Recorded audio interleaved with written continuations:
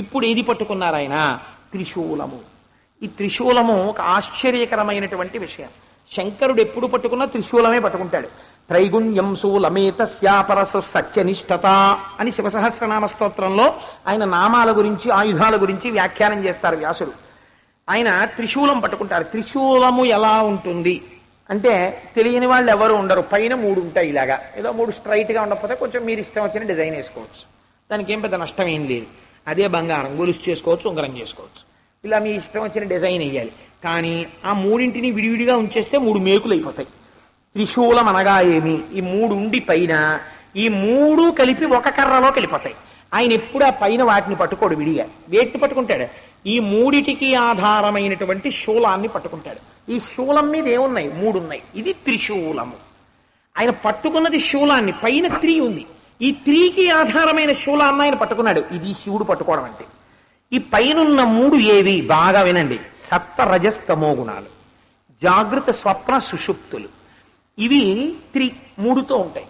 ఈ 3తో ఉన్నవే సత్వం. అంటే ఎక్కడో ఉండదండి, ఇక్కడే కాసేపు ప్రశాంతంగా ఉంటుంది. ఉపన్యాసం వింటున్నంతసేపు మనకి తెలిసిపోయింది, అన్ని విషయాలు తెలిసిపోయే, ఇంకా మనంత జ్ఞాని ప్రపంచమునందు లేడు అన్నట్టుగా సంతోషం కలుగుతుంది. ఇప్పుడు సత్వమునందున్నాడు. బయటికి వెడతాడు. ఆటోవాడు ఇక్కడేనాయా ఇంద్రపాలెం వస్తావా అంటే 25 రూపాయలు ఇవ్వండి అంటాడు. 25 రూపాయలు 100 రూపాయలు వద్దు అంటాడు. వాడితో జట్టి పడిపోతాడు. ఏమైంది? రజోగుణము. కాసేపు అయిపోయిన తర్వాత ఇంటికి వెళ్ళిన తర్వాత నిద్ర వచ్చేస్తుంది, తమో గుణము. మళ్ళీ నిద్ర లేచాడు, సత్వగుణము. మళ్ళీ ఎక్కడికో వెళ్ళాడు, రజోగుణము. మళ్ళీ కాసేపు ఆగాడు, తమో గుణము. ఎప్పుడు ఎందులో తిరుగుతున్నాడు? ఎన్ని సంవత్సరాలు బతికాడు పక్కన పెట్టేయండి, ఎందులో తిరిగాడు? 3. సత్వ రజస్ తమస్. ఒక ఆయన 90 ఏళ్ళు బతికాడు. ఏమంటే 90 ఏళ్లలో ఏం చేశారు నాకు చెప్పండి అని మీరు అడిగారు అనుకోండి, ఆయన ఏదో చెప్తాడు. సరే అవన్నీ వద్దండి, నేను 3 ప్రశ్నలు అడుగుతా. ఈ 3 కాకుండా మీరేమైనా చేశారా? 1, మీరు మెలకువగా ఉండుట. ఉన్నారా లేదా? ఈ 80 ఏళ్లలో ఉన్నానయ్యా. నిద్రపోవుట, కళ వచ్చేట్టుగా నిద్ర వచ్చుట. అలా పడుకున్నారా లేదా? పడుకున్నాను. గాఢ నిద్రయందుండుట. ఉన్నారా లేదా? ఉన్నాను. ఇలా గాఢ నిద్ర, కళ వచ్చేటట్టుగా పట్టిన నిద్ర, మెలకువగా ఉండుట. ఈ 3 కాకుండా ఇంకోలా ఏమైనా ఎప్పుడైనా ఉన్నారా? ఎప్పుడు లేడు. ఈ 3లోనే ఉంటాడు. ఉంటే లేచుంటాడు.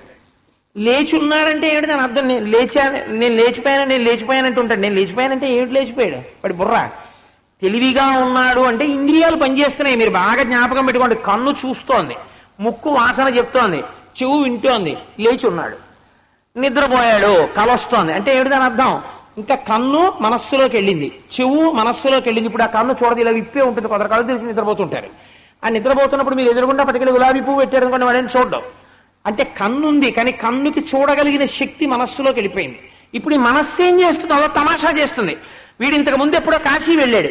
ఇప్పుడు ఇవాళ రాత్రి వీడు మళ్ళీ కాశీ వెళ్ళినట్టు, కాశీలో గుడి, కాశీలో లింగం అన్నీ చూపిస్తుంటుంది. ఇప్పుడు స్వప్నము అదో సినిమా తెర మీద చూపిస్తూ ఉంటుంది. అది కాసేపు ఆ స్వప్నంలో ఆడుకుంటాడు. ఆ తర్వాత మనస్సు కూడా అలిసిపోయి ఈ ఇంద్రియాలని, ఈ మనస్సుని మూట కట్టేసుకుంటుంది. మూట కట్టేసుకుని భుజాన్ని వేసుకుని ఇంద్రియాలని, ఈ మనస్సు ఏం చేస్తుందంటే ఆత్మలోకి వెళ్ళిపోయి ఆత్మ వీటిని అన్నింటినీ కూడా జో అచ్యుతానంద జో ముకుంద అని పడుకోబెట్టేస్తుంది. ఇంద్రియాలు మనస్సు లేవనుకోండి, ఏమీ తెలియదు, అలా పడుకుంటాడు. ఇంట్లో ఉన్న ఆయన తలుపులన్నీ వేసేస్తాడు. తను కూడా బయటికి రాలేడు, తాళాలు కనపడకపోతే అలా వేసేసుకుని నిద్రపోతుంటాడు. ఇంట్లో ఉన్న ఆయన నిద్రపోతుంటే ఇంట్లోకి వెళ్లకుండా వాడు తిరుగుతుంటుంది. ఇంట్లో ఒక ఆయన ఉన్నాడు అని గుర్తు. ఏమిటి? కుక్కోడు తిరుగుతుంటుంది బయట. కుక్క తిరుగుతోందంటే అమ్మో ఇంట్లో ఎవరో ఉన్నారనమాట, కుక్క ఉందని గుర్తు. అలా వీడు చచ్చిపోలేదు, ఇంకా బతికున్నాడని ఏమిటి గుర్తు? ఊపిరోటి కుక్కలా లోపలికి బయటికి తిరుగుతుంటుంది. దీన్ని ఎవడు తీయించాడు గాఢ నిద్రలో? వాడే ఈశ్వరుడు. వాడు లేకపోతే అది కూడా ఆగిపోద్దండి. అది ఆగలా తీశాడు. ఎవరు తీయించాడు? ఇంకా ఈశ్వరుడు గురించి ఉన్నాడనడానికి మీకు ఇంకింతకన్నా ఉదాహరణ ఏం కావాలి? ఈ ఊపిరి 1,000,000 మంది వైద్యులు వచ్చారు, ఈశ్వరుడు తీయడానికి వీల్లేదు అన్నాడు. తీయించగలరా? 1,000,000 మంది వైద్యులు కూడి వచ్చిన కాని మరణమయ్యడి వ్యాధి మాన్పలేరు. అందుకే అనాహతము అంటారు ఇక్కడ ధ్వనిని. అనాహతము అంటే ఏమిటో తెలుసా అండి? ఒకరి చేత ఆపబడునది కాదు. గుండె లబ్ dub lub dub lub dub అని కొట్టుకుంటుంటుంది. ఈ లబ్ డబ్ అన్న ధ్వని ఏమిటో తెలుసా అండి? పరమేశ్వరుడు దేవాలయంలో ఎదురుగుండా సుప్రభాతం చెప్పి తలుపులు తీయగానే గంట కొట్టడం మొదలెడతారు. ఘంటాపాణి అని ఉంటారు. తాడుకి గంట కట్టి ముందుకి వెనక్కి కొడతారు. కొడుతున్నప్పుడు గంటలు మోగుతున్నంతసేపు ఈశ్వరుడు ఉన్నాడని గుర్తు. గంటలు రాత్రి వేళ తాడేసి స్తంభానికి కట్టేస్తారు. గంటలు మోగట్లేదంటే ఏకాంత సేవ అయిపోయిందని గుర్తు. ఇంకా గుళ్ళోకి వెళ్ళిన దర్శనం ఇవ్వరు. ఏకాంత సేవ అయిపోయిందండి అంటే ఈశ్వరుడు లేడా? ఉన్నాడు, కానీ ఏకాంత సేవ అయిపోయింది. అలా మనం ఈ శరీరం అంతా తయారైపోయిన తర్వాత పరమాత్మ లోపలికి వస్తారు. హృత్పుండరీకం పురమధ్య సగస్తం. ఇక్కడికి వచ్చి కైవల్యోపనిషత్తు అంటుంది, ఇక్కడే హృత్పుండరీకంలో కూర్చుంటారు చిన్న బిందు స్వరూపంతో. కూర్చోగానే గంట ప్రారంభం అవుతుంది. అదే గణ గణ గణ గణ lub dub lub dub lub dub మోగుతూ ఉంటుంది. ఇది అనాహతము.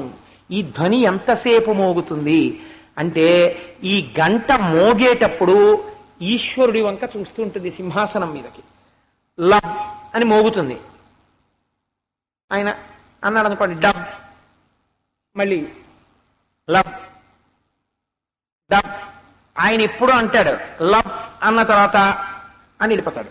ఇంకా డబ్బు అందం, లేకపోతే డబ్బు అంది అన్న తర్వాత చూసింది అందిపోయాడు లబ్ అందం.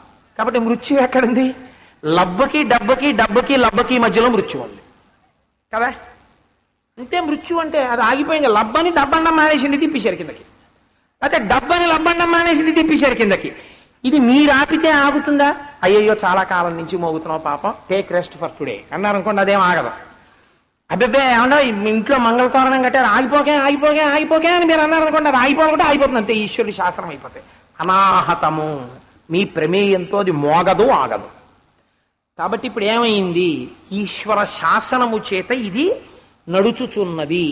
ఈశ్వర శాసనము చేత ఇది నడుచుచున్నది అనబడేటటువంటి భక్తి పుష్కలమైతే, ప్రతి విషయంలో ఈశ్వరుణ్ణే చూడగలిగితే, ఈ భక్తి పండిపోతే, ఈ పండిపోయిన భక్తి జ్ఞానం అయిపోతుంది ఒకనాడు. ఆ జ్ఞానము చేత ఏమైపోతుంది? ఇంకా మళ్ళీ పుట్టవలసిన అవసరం లేకుండా ఈశ్వరుడిలోకే వెళ్ళిపోతాడు. దానికే మోక్షము అని పేరు.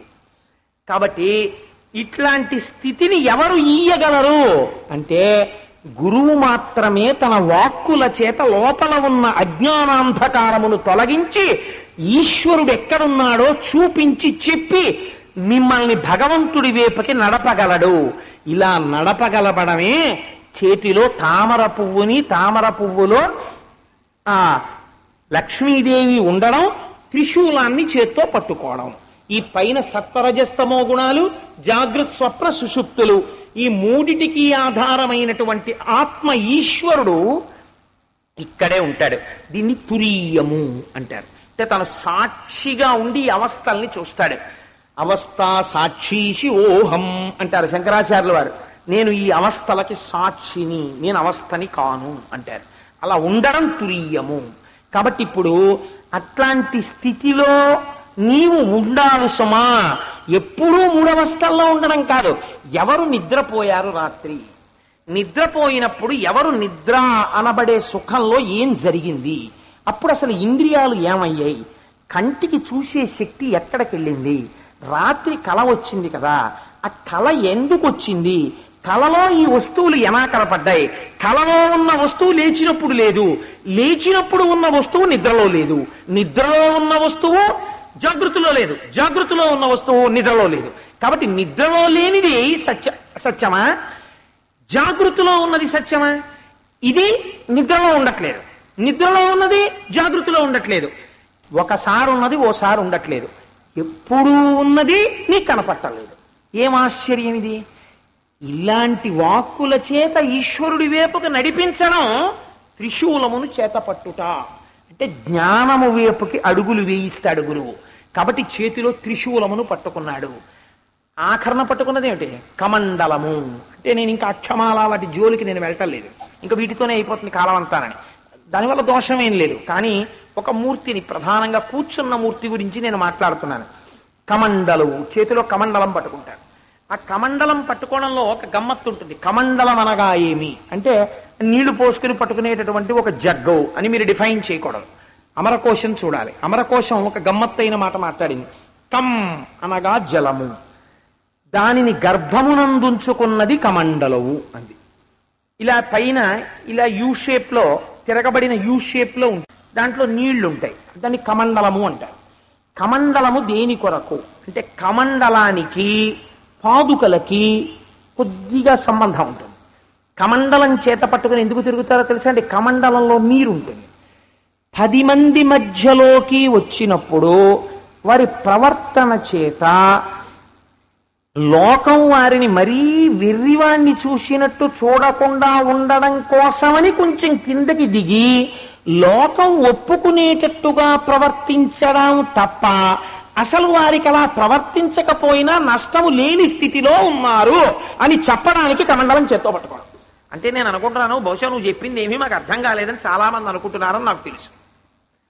ఎందుకన్నా తెలుసా అండి? నేను ఇప్పుడు దీన్ని ఒక ఉదాహరణతో చెప్తే మీరు తొందరగా పట్టుకుంటారు. రమణ మహర్షి అరుణాచలం చేరినప్పుడు ధ్యానం చెయ్యడానికి వెళ్ళినప్పుడు వారి ఒంటి మీద ఉన్న యజ్ఞోపవీతాన్ని తీసేశారు. రామకృష్ణ పరమహంస రాత్రుళ్ళు మారేడు చెట్టు కింద కూర్చుని ధ్యానం చేసినప్పుడు యజ్ఞోపవీతం తీసి ముళ్ళుకి తగిలించేసేవారు. ఎందుకని అంటే నేను ఒక బ్రాహ్మణుడను, అసలు ఆ జ్ఞాపకం ఉండకూడదు, ఏదో ఒక ఫాల్స్ ఇంప్రెషన్, నేను బ్రాహ్మణుడను అంటే మళ్ళీ అహంకారం వచ్చేస్తుంది, అందుకని తీసేసేవారు. రమణులు తపస్సు చేసేటప్పుడు గోచి కూడా తీసేశారు. తీసేసి అవతల పారేసి పాతాళలింగం దగ్గర కూర్చుని తపస్సు చేశారు. తేళ్లు జెర్రిలు వచ్చేసి ఆయన తొడల కింద చేరి కొరుక్కు తినేసాయి, నెత్తు రట్టలు కట్టేసింది. వారికి ఆత్మసాక్షాత్కారం అయింది. ఆత్మసాక్షాత్కారం అంటే ఏంటి? లోపల ఉన్న వెలుగు తెలిసింది. లోపల ఉన్న వెలుగు తెలిసిన తరువాత ఈ పైన ఉన్నటువంటి వస్త్రముల యందు భ్రాంతి లేదు, లోపల ఉన్న ఆత్మ వస్తువే అంతటా కనపడుతోంది. కాబట్టి ఆయనకి గోచి పెట్టుకోవాలన్న భ్రాంతి కూడా లేదు, అది కూడా వదిలేసి తిరుగుతుండేవారు. ఆయన శిష్యులు కొంతమంది చూశారు. ఇప్పుడు చూడండి ఎలా ఉంటుంది మన పరిస్థితి. ఆయన గోచి కూడా పెట్టుకోకుండా తిరుగుతున్నారు అనుకోండి, అయ్యా మీరు ఎంతటి మహాజ్ఞానైనా మీరు లోపల ఉన్న ఆత్మ వస్తువే నాకు అంతటా కనపడుతోంది, నాకు భగవంతుడు తప్ప ఇంకేం కనపట్టలేదు, ఈ శరీరం ఏమిటి? ఇది అసత్యం. అసత్యమైన వస్తువుకి మళ్ళీ అలంకారం ఏమిటి? చచ్చిపోయినటువంటి శవానికి చాలా అందంగా ఏమంటే కొలతలు తీసుకుని ఉండండి రేపటికి మంచి ప్యాంటు షర్టు కుట్టిస్తాం అన్నారు అనుకోండి, ఎందుకది? శవానికి ప్యాంటు షర్టు కుట్టించే టైలర్ని తీసుకురావడం ఏంటి? అర్థం లేని విషయం. అలా ఇది తనంత తాను అస్తిత్వము లేనిది, ఇది ధరింపబడినది ఆత్మచేత. ఆత్మని తెలుసుకోవడమే ఆత్మకు అలంకారం, శరీరానికి అలంకారం ఏమిటి? ఇది అసత్యం, దీనికి నేనేమి, దానికి పోషణ ఉండదు, దానికి ఏం గోచీలు గీచీలు పెట్టాం అని చెప్పి ఆయన తిరిగారు అనుకోండి, ఊళ్ళో ఉన్న వాళ్ళందరూ ఏమంటారు? పిచ్చాడు అంటే. ఎందుకని? ఆయన స్థితి నీకు అర్థం కాదు, అర్థం కాక అర్థం కాని స్థితిని ఒప్పుకోలేక ఆయనకి పిచ్చని నీకు పిచ్చి. కాబట్టి ఇప్పుడు ఏం చెయ్యాలి? వీడి కోసం శిష్యులు అన్నారు, మహానుభావ మీరు మహాజ్ఞాని మాకు తెలుసు, కానీ లోకమని ఇంకా నీ ఎత్తుకు ఎదగని వాళ్ళు కొన్ని కోట్ల మంది ఉన్నారు, వాళ్ళ కోసం ఓ గోచి పెట్టుకుంటే తప్పేమిటి అన్నారు. ఆల్ రైట్, నేను ఓ గోచి పెట్టుకుంటే మీకు సంతోషమా? అలాగే పెట్టుకుంటాను అని ఓ గోచి ఓటు ఆయన పెట్టుకున్నారు. ఇప్పుడు ఈ గోచి పెట్టుకోవడం అన్నది ఎవరి కోసం? రమణ మహర్షి కోసమా? ఆయన స్థాయికి ఎదగని మన కోసమా? ఆయన కోసం కాదు, మన కోసం. రమణ మహర్షి సంధ్యావందనం చెయ్యాలా? రమణ మహర్షికి సంధ్యావందనం ఎందుకండి? ఆయన ఆత్మని తెలిసేసుకున్నవారు, ఆయనకి ఇంకా సంధ్యావందనం ఏమిటి? కానీ ఓ 10 మంది కూర్చున్నారనుకోండి, ఎవరో వచ్చి ప్రసాదం ఇచ్చారనుకోండి, ఎవరు ప్రసాదం, ఎవరికి ప్రసాదం, ఉన్నది ఒక్కటే వస్తువు అని అనగలరా? అందుకని 10 మంది కోసం అవును ప్రసాదం అని కళ్ళకద్దుకుని నోట్లో వేసుకోవాలి. జ్ఞానిని అర్థం చేసుకోవడం చాలా కష్టం. అలాగే జ్ఞానిని ఇమిటేట్ చేసే ప్రయత్నం కూడా చాలా ప్రమాదం. ఆ స్థాయికి వెళ్ళిపోయిన తరువాత తాను జ్ఞాని అయిపోతాడు. అయిపోవాలి తప్ప ఒక జ్ఞానిని చూసి నేను కూడా అచ్చు జ్ఞానిలా ఉంటానండి అని చెప్పి మీరు కూడా జ్ఞానిలా ఉండే ప్రయత్నం చేయడం మొదలు పెట్టారనుకోండి, అలాంటి ప్రయత్నం చేస్తే లేనిపోని ప్రమాదాలు వస్తాయి. ఆయన చేసినట్టు మీరు చెయ్యకూడదు. ఆయన తేళ్లు జర్రిలు కుడుతుంటే బాహ్యస్ఫురణ లేకుండా తపస్సు చేయగలరు. మీరు చేయగలరా? మీరు చేయలేనప్పుడు మీరు రమణ మహర్షిని ఎలా ఇమిటేట్ చేస్తారు? మీరు చెయ్యకూడదు. జ్ఞానిని కానీ అజ్ఞానిని కానీ వీళ్ళిద్దరిని ఆదర్శంగా పెట్టుకోకూడదు. జ్ఞాని చిట్ట చివరికి జ్ఞాని అవుతాడు, అంతేకాని జ్ఞానిని చూసి ఆయన ఎలా ఉన్నాడో నేను అలా ఉంటానని అనకూడదు మీరు. కాబట్టి ఏమైంది? అంటే ఆ స్థాయికి కిందకి దిగుతారు. అలాగే దత్తాత్రేయుల వారు పుట్టుక చేత, ఆయన సద్గురువు, పుట్టుక చేత తాను దత్తము చేసుకున్న నారాయణ స్వరూపం అది. ఆయన ఇంకెవరిని ఉపాసన చెయ్యాలి? ఆయన ఎవరి పట్ల భక్తిగా ఉండాలి? ఇంకా ఆయనకి తెలుసు ఆయన ఆత్మవస్తువు అని. అయినా లోకం అన్నదొకటి ఉంది. అదే కార్తవీర్యార్జునుడితో చెప్పారు ఆయన. లోకము అన్నదొకటి ఉంది. ఆ లోకము వీళ్ళని చూసి ఆయనే చేయలేరు, మేము ఎందుకు చేయాలంటారు. అందుకని కృష్ణ భగవానుడు అంతటి వాడు కుచేలుడితో అన్నాడు, నేను సైతము లోకంబు కొరకు కర్మాచరణంబు చేయుపగిది అన్నాడు. ఈ లోకం నేను చేయకపోతే కృష్ణుడు చేయలేదు, మేము ఎందుకు చేయాలని వాళ్ళు మానేస్తారా, అందుకు నేను చేస్తున్నాను అన్నాడు. అందుకని లోకమంతా తనని చూసి ఆయనలా ఉండొచ్చు అనుకుని తప్పుత్రోవలోకి వెళ్ళిపోకుండా, ఆత్మ తెలియకుండానే ఆత్మ తెలుసుకున్న వాళ్ళలా ప్రవర్తిస్తారేమోనని తాను కూడా భక్తితో ఉన్నట్టు, తాను కూడా ఓ స్నానం చేసినట్టు, తాను కూడా ఓ బట్ట కట్టుకున్నట్టు, తాను కూడా కూర్చున్నట్టు, తాను ఓ నమస్కారం చేసినట్టు, తాను మాట్లాడినట్టు ప్రవర్తించడమే కమండలువు చేతిలో పట్టుకోవడం వెనకాతల రహస్యము. కాబట్టి అందుకని చేతిలో కమండలం పట్టుకుని ఉంటారు. ఒకటి. రెండవ రహస్యం ఏమిటో తెలుసా అండి? శరీరమునకు ఏది పోషకము అంటే, ఈ శరీరమునకు నీరు పోషకము. నీటి చేత శరీరమును పోషించాలి. శరీరము అసత్యము అని తెలిసిపోయింది. తెలిసిపోయిన తర్వాత ఇంక ఇది అసత్యం కదండి, ఇది ఉండేది కాదు, లోపల ఉన్న ఆత్మ ఉండేది. కాబట్టి ఇది ఉండదు, కాబట్టి దీన్ని చంపవతల పారేస్తే వచ్చి నష్టాలు, కత్తితో పొడి చేతలు పారేస్తాను, గొడవ వదిలిపోతుంది అన్నారు అనుకోండి. అలా పొడి చేయకూడదు. అసత్యం అన్నారు కదండి నిన్న, అసత్యమైన శరీరం ఉంటే ఎంత ఊడిపోతే ఎంత అనకూడదు. మీరు రమణ మహర్షి ఒక అద్భుతమైన ఉపమానం చెప్తుండేవారు. విస్తరాకు చివరికి ఏం చేస్తారు? పెంట కుప్పలో పారేస్తారు, అంతే కదండి. విస్తరాకుని ఏం చేస్తారు? అయ్యో ఫలానా ఆయన భోజనం చేసామండి, ఇవాళ పొద్దున భోజనం చేసిన విస్తరాకు 104 జ్వరం వచ్చి టైఫాయిడ్ వచ్చి 15 రోజుల తర్వాత నేను అన్నము తిన్న మొట్టమొదటి విస్తరాకు అని తెచ్చి బీరువాలోనో బ్యాంక్ లాకర్లోనో ఎవడైనా పెట్టుకుంటాడా? పెంట కుప్ప మీద పారేస్తాడు దాన్ని. కాబట్టి విస్తరాకు చుట్ట చివర ఏమవుతుంది? పెంట కుప్పలో పడిపోతుంది. అలాగని మీరు విస్తరాకు తేగానే పెంట కుప్ప మీద పారేస్తారా? విస్తరాకు పెట్టుకోవాలి, అన్నం పెట్టుకోవాలి, తినాలి, ఆ తర్వాత దానికి మళ్ళీ ఉత్తరాపోసనం పట్టాలి, అప్పుడు విస్తరాకును మడత పెట్టి తీసుకెళ్లి పెంట కుప్ప మీద పారేయాలి. ఈ శరీరంలో ఉండాలి, సత్యం తెలుసుకోవాలి, తెలుసుకున్న తర్వాత ఇది తనంత తాను ఎప్పుడు పడిపోతే అప్పుడు పడిపోతుంది, దాని గురించి పెద్ద అల్లరి ఏమిటని చెప్పి ఎదురు చూడాలి. అంతేకాని దీన్ని చంపే ప్రయత్నం చెయ్యకూడదు. ఆత్మహత్య దోషము. తనంత తాను ఒకనాడు పడిపోతుంది. పడిపోతున్నప్పుడు లోపల ఉన్న వస్తువుగా ఇది పడిపోవడానికి కూడా నువ్వు సాక్షిగా ఉండు. కాబట్టి అప్పటి వరకు దీన్ని జలముల చేత పోషిస్తాం. అలా పోషించి చూపించి శరీరమునందు ఉండి, అందుకని ఋతుమంతము అని పిలుస్తారు శరీరాన్ని.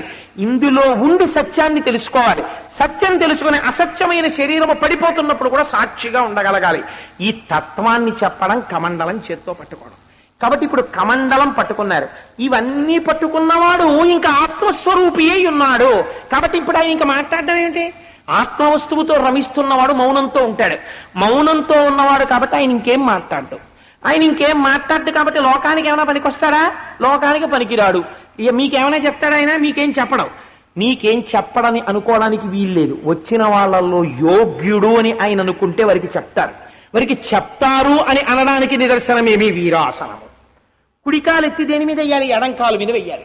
ఎడంకాలు మీద వేసుకుని కూర్చుంటే వీరాసనము వేసుకుని కూర్చున్నట్టు. దాన్ని వీరాసనం అంటారు. ఎందుకు వీరాసనం వేయడం అంటే, వీరాసనము వేసుకున్నవాడు నోరు విప్పి మాట్లాడితే దేని గురించి మాట్లాడతాడు? ఏమంటే కొత్తగా సినిమా రిలీజ్ అయిందంటే బాగుందా, లేకపోతే క్రికెట్ మ్యాచ్ 1 డే ఇంటర్నేషనల్ ఎవరిని నెగ్గారండి, ఇవన్నీ మాట్లాడాడు అనుకోండి, వాడికి వీరాసనం వేసుకునే అధికారం లేదు, కాషాయం కట్టుకునే అధికారం లేదని. వాడు దేని గురించి మాట్లాడతాడు అంటే, ఎప్పుడు నోరు విప్పినా బ్రహ్మముని గురించే మాట్లాడతాడు.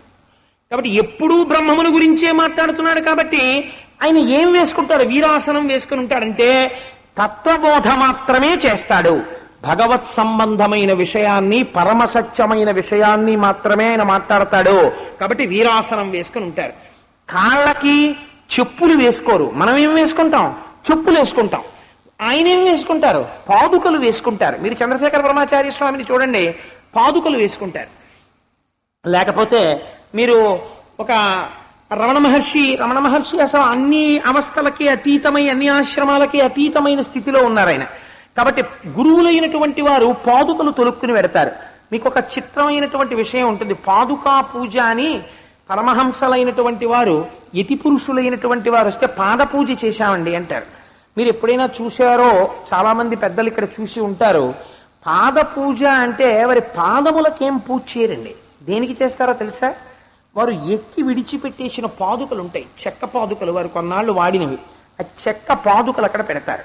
పెడితే ఆ పాదుకలకి పూజ చేస్తారు. ఆ పాదుకలకి పూజ చేయడమే పాద పూజ. స్వామివారికి పాద పూజ చేసుకున్నామంటే మా ఇంట్లో అంటారు. స్వామివారికి పాద పూజ చేసుకున్నామంటే పాదుకలకి పూజ చేస్తారు. పాదుకలు ఎందుకు వేసుకోవాలి? చెప్పులు ఎందుకు వేసుకోకూడదు? వాళ్ళు కూడా చెప్పులు వేసుకోకూడదా? ఆల్ రైట్, చెప్పులు వేసుకుంటే ఒక దోషం ఉంది. ఏదో ఒక జంతువు మరణించిన తరువాత ఆ జంతువు యొక్క చర్మమును ఉత్తరించి చెప్పు కొడతారు. కాబట్టి మరణించిన జంతువు యొక్క చర్మము పాదములకు స్పర్శతో ఉండడం ఇష్టం లేకపోతే స్లిప్పర్స్ అంటాం కదా ఈ రోజుల్లో, రబ్బర్, ఆ రబ్బర్తో చేసినవి వేసుకోవచ్చు. ఆల్ రైట్, చెట్లకి వస్తున్నటువంటి పాలుని స్పృశించడం దోషం, అందుకని స్లిప్పర్స్ వేసుకోం.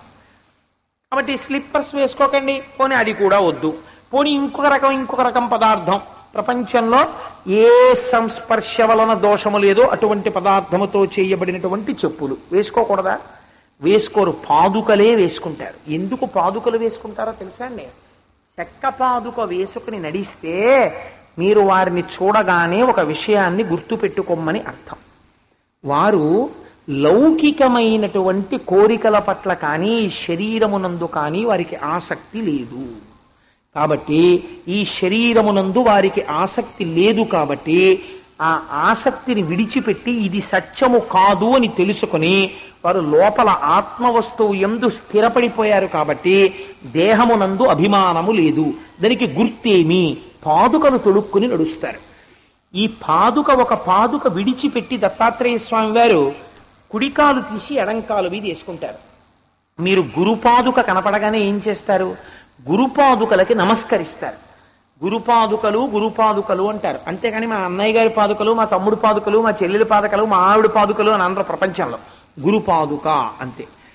గురుపాదుక అన్న మాట ఎందుకు వచ్చింది మీరు ఎప్పుడైనా ఆలోచన చేయండి. ఇక్కడే ఒక గొప్ప రహస్యం ఉంటుంది. మీరు ఇది తెలుసుకుంటే చాలా గొప్ప తత్వం తెలిసిపోయినట్టే. ఇందాక నేను ఒక విషయం మీకు మనవి చేశాను. నేను ఉపన్యాసం చెప్తే నా నోటిని కళ్ళకద్దుకుని ఎవరో నమస్కారం పెట్టరు, నా పాదాలు కళ్ళకద్దుకుని నమస్కారం పెడతారు అని. అంటే నాకు నా నోరు కళ్ళకద్దుకుని ఎవరో నమస్కారం పెట్టాలని కోరికేం లేదు. ఆ మాటకు వస్తే నా కాళ్ళకి నమస్కారం పెట్టాలని నాకేం కోరిక లేదు. కానీ పాదాలకు ఎందుకు నమస్కారం పెడతాం అంటే మీరు బాగా జ్ఞాపకం పెట్టుకోండి, మీ ప్రమేయము లేకుండా మీ జీవనము నడవడానికి ఎప్పుడూ పైకి లేచి ఉండేది శరీరంలో తల, ఎప్పుడూ కింద నుండేవి పాదములు కదండి. పాదాలు పైకి వెళ్ళాయి అనుకోండి అస్తవ్యస్తంగా ఉంటుంది. తల కిందకు వచ్చింది అనుకోండి అందులో ఏదో గమ్మత్తు ఉండాలి. తల ఇలా నిలబడ్డం అంటే ఏమిటో తెలుసా అండి? వాడికి తల పొగర్రా అంటారు, వాడికి గుండె పొగర్రా, వాడికి చేతి పొగర్రా, వాడికి కాలు పొగర్రా అనరు. పొగరు దేనివల్ల వస్తుంది?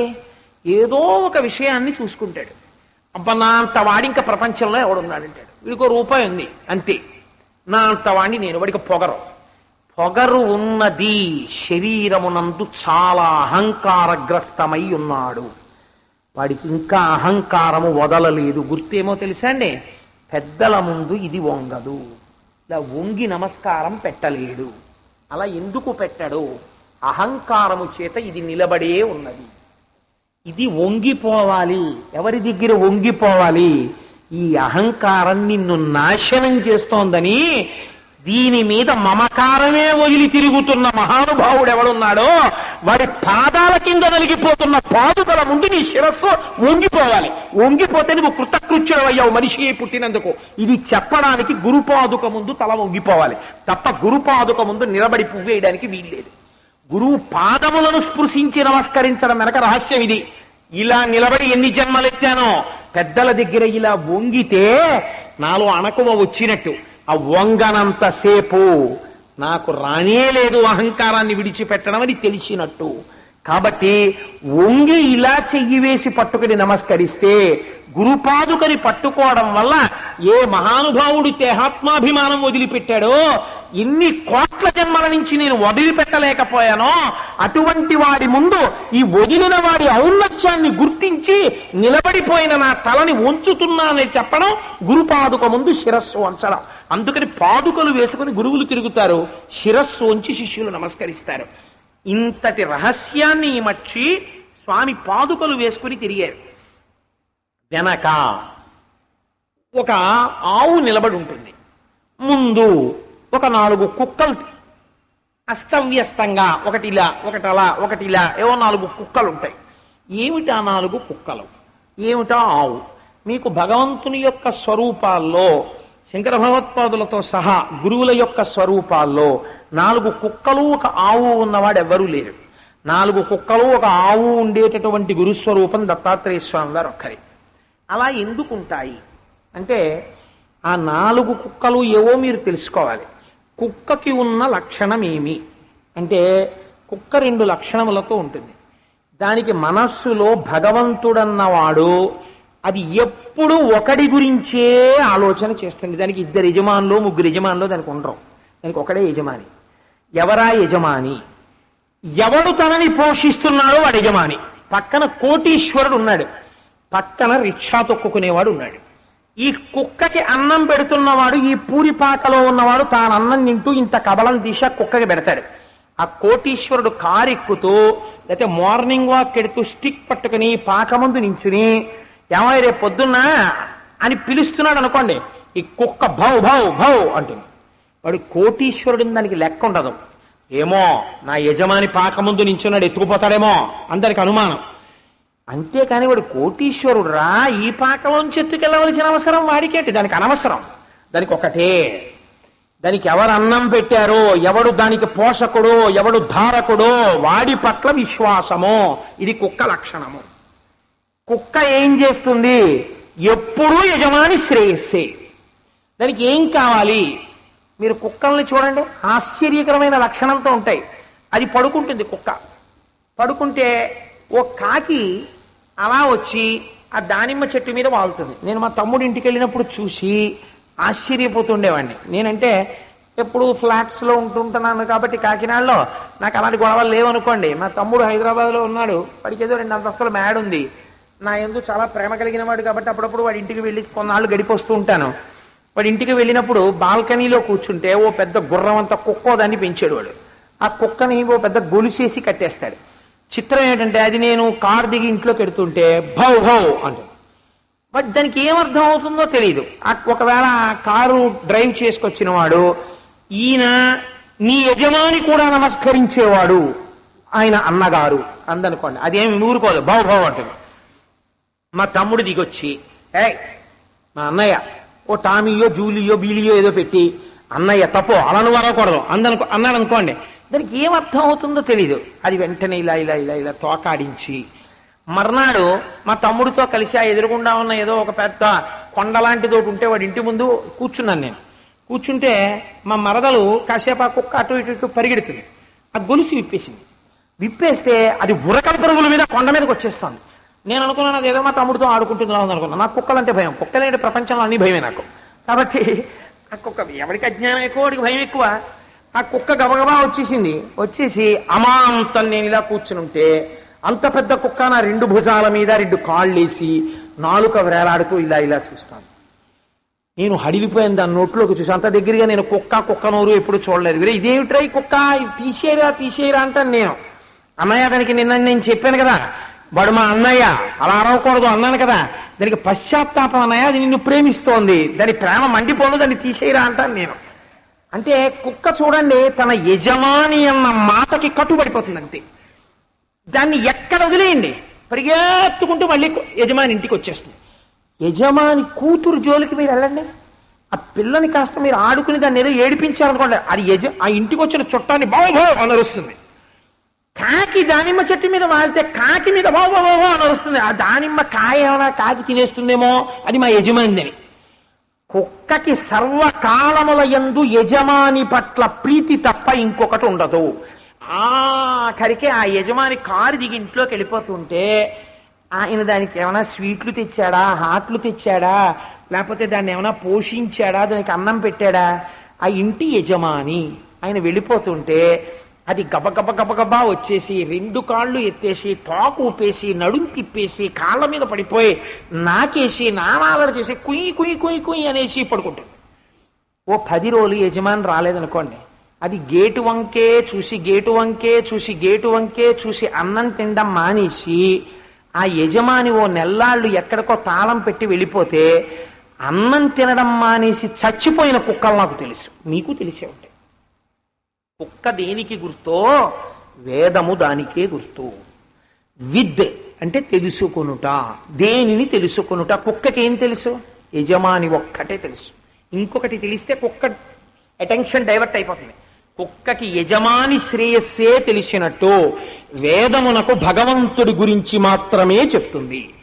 భగవంతుణ్ణి మాత్రమే ప్రతిపాదించేటటువంటి 4 వేదములుగా ఉన్నటువంటి రాశి ఈశ్వరుడునే ప్రతిపాదిస్తూ ఆయన చుట్టూ తిరుగుతోంది.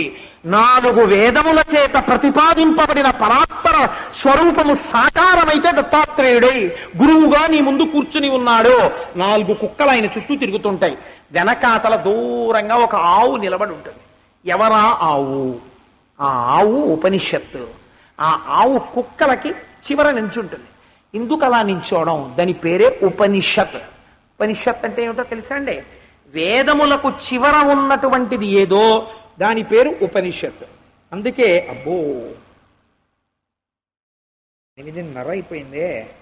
8:30 కరెక్టేనా అమ్మా? 8:30 కరెక్టేనా?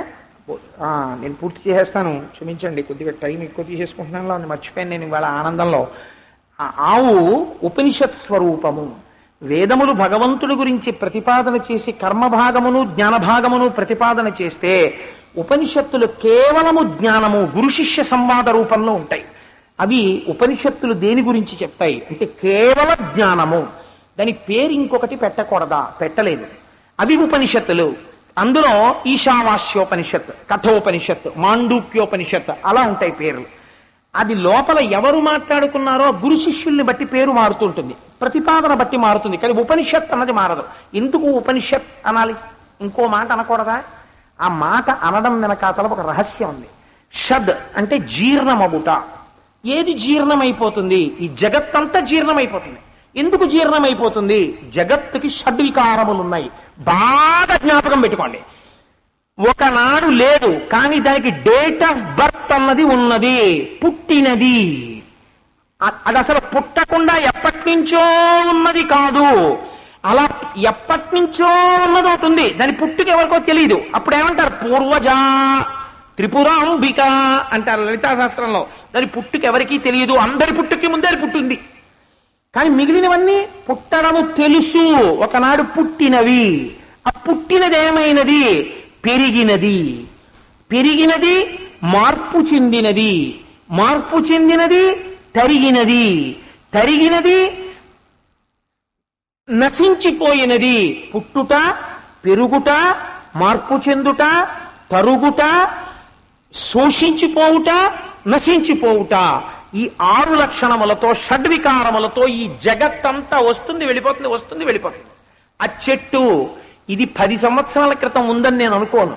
ఎప్పుడో పుట్టింది ఆ చెట్టు. అది పెరుగుచున్నది. వచ్చే సంవత్సరం నేను ఉపన్యాసాలకు వచ్చేటప్పటికీ అది ఇంకా పెరుగుతుంది. 2 ఏళ్ల తర్వాత ఇంకా పెరుగుతుంది. పెరిగి పెరిగి పెరిగి పెరిగి పెరిగి పెద్ద చెట్టు అవుతుంది. మనం వింటుంటాం, శ్రీశైలంలో ఉండేదండి ఓ పెద్ద చెట్టు ఫలానా సంవత్సరం తుఫాన్లో పెరిగిపోయినది. ఏమైంది? నశించిపోయినది. అన్నీ షద్ షద్ షద్, అన్ని జీర్ణం అయిపోతున్నాయి, వస్తున్నాయి పెరుగుతున్నాయి వెళ్ళిపోతున్నాయి, వస్తున్నాయి పెరుగుతున్నాయి వెళ్ళిపోతున్నాయి. ఈ పురుగులు ఎక్కడున్నాయో తెలియదు. దీపాలు పెట్టారు, ఎన్ని పురుగులో. పుట్టినవి భూమిలోంచి వచ్చాయి, పెరిగినవి గబగబగబగ తిరిగాయి.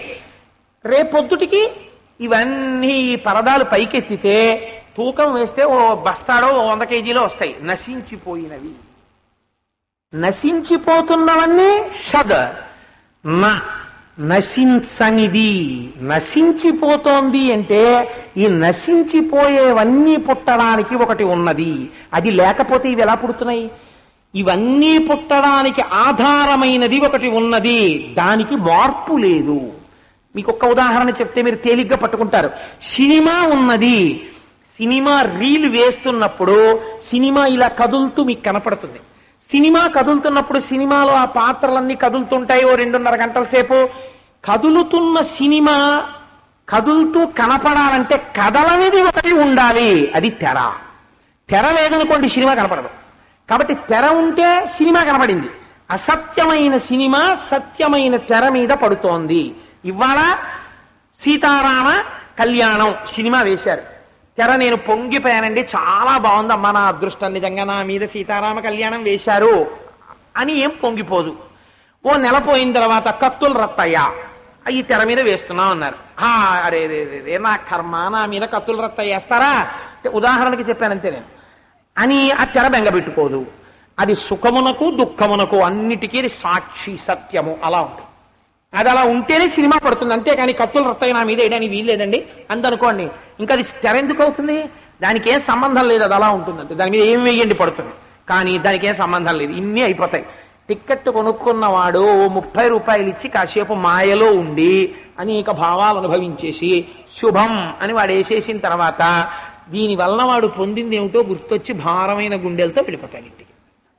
అలా ఇంతమంది భావములకు ఈ సత్యాన్నంతటినీ గ్రహించేది ఆ తెరొక్కటే. మిగిలింది ఏదీ సత్యం కాదు, అంతా అసత్యం. అలా ఈ షద్ నశించిపోయి జాయతే గచ్చతే ఇది జగత్ వచ్చి వెళ్ళిపోయే ఈ జగత్ అంతటికి ఆధారమైన సత్యము ఏది ఉన్నదో అది భగవన్, అది పరమాత్మ. ఇప్పుడు నషద్ జీర్ణము కాని సత్యమైన పరబ్రహ్మమైన భగవంతునికి దగ్గరకి తీసుకెళ్ళగలను, నేను దర్శనము చేయించలేను. ఎందుకని? దర్శనం నీ నిష్ట మీద ఆధారపడింది. అంటే దగ్గరకు తీసుకొని వెళ్ళుట. ఉపనిషద్ ఏది నశించనిదో నశించని దాని దగ్గరికి తీసుకుని వెళ్ళునది. అందుకనే మీకు సమస్తమైన ఆహారము యొక్క సారమేది? పాలు. చంటి పిల్లాడు తల్లి పాలు దొరకలేదు, ఆ తల్లికి ఏదో బాధ, పాపాడు ఇవ్వలేకపోయింది పాలు, ఆవు పాలు పట్టేయండి, వాడు వృద్ధిలోకి వస్తాడు. ఓ పిల్లాడు చదువుకుంటున్నాడు, వాడికి బాగా మేధస్సు పని చెయ్యాలి, అలాగని వాడు ఏదో కడుపు నిండా తినేస్తే నిద్ర వస్తుంది, ఓ గ్లాసులు పాలు తాగు, నీరసం రాదు. ఓ ముసలాయన జ్వరం వచ్చింది, పాలు తాగు, ఏమి ఇబ్బంది లేదు. అన్ని స్థితులలో ఉన్న వాళ్ళకి, అన్ని వయస్సుల్లో ఉన్న వాళ్ళకి ఏది ఔషధమో? ఆవు పాలు ఔషధము. ఆవు పాలు అన్నిటి యొక్క సారమైనట్టే సమస్త జ్ఞానము ఉపనిషత్తు యందు ఉన్నది. ఆ ఉపనిషత్తే జ్ఞానము, ఆ జ్ఞానమే పాలు, ఆ పాలు ఇచ్చేది ఆవు, జ్ఞానమును ఇచ్చేది ఉపనిషత్తు. ఆ ఉపనిషత్తు శృతులకు చివర ఉన్నది, వేదముల చివర ఉన్నది, కుక్కలని దాటిన తరువాత ఆవు ఉన్నది. ఈ ఉపనిషత్తులు ఎవరి దగ్గర ఉన్నాయి? ఎవరి గురించి చెప్తున్నాయి? ఆ దత్తాత్రేయుడు గురించే చెప్తున్నాయి, ఆ మహానుభావుడు శ్రీమన్నారాయణుడు గురించే చెప్తున్నాయి, ఆ సదాశివుడి గురించే చెప్తున్నాయి. నామంతో ఏముంది? ఉన్నది భగవంతుడి గురించి. ఇవన్నీ దేని గురించి ప్రతిపాదిస్తున్నాయో అవన్నీ నన్ను సేవిస్తున్నాయి. అంటే గురువుకి కరతలామలకమై ఉన్నాయి. ఏవి?